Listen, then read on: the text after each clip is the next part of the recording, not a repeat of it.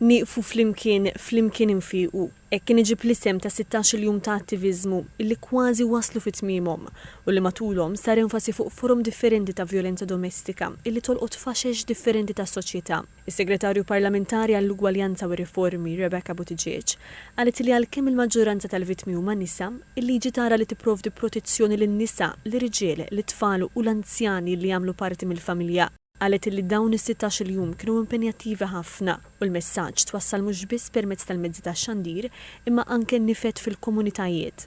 Triq l qudiemi li nkomplu nimplementaw it-tielet strateġija nazzjonali dwar il-violenza domestika li nkomplu nwasslu il-messaġġ tagħna mhux biss dawn l-16 jum iżda matul is-sena kollha u aktar minn hekk li nkomplu nsaħħu s-servizzi li joffri l-Gvern sabiex ngħinu lill-vittmi noffru servizz ta' riabilitazzjoni anke lill-aggressuri u ngħinu lil kull persuna li seta' tiġi vittma ta' din il-pjaga soċjali.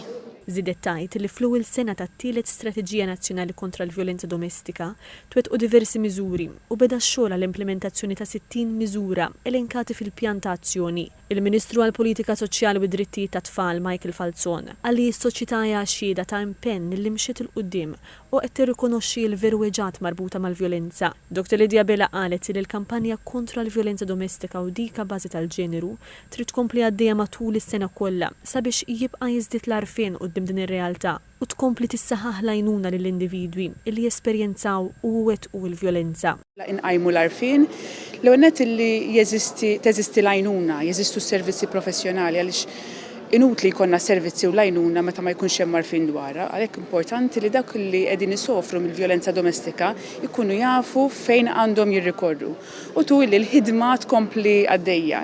Temmet tgħid li tħares il-quddiem għal aktar azzjonijiet tanġibbli u laqgħet il-fatt li t-tnejn fil-Parlament se tibda tiġi diskussa liġi dwar l-electronic tagging illi qalet hija għodda importanti sabiex tipproteġi l-vittmi.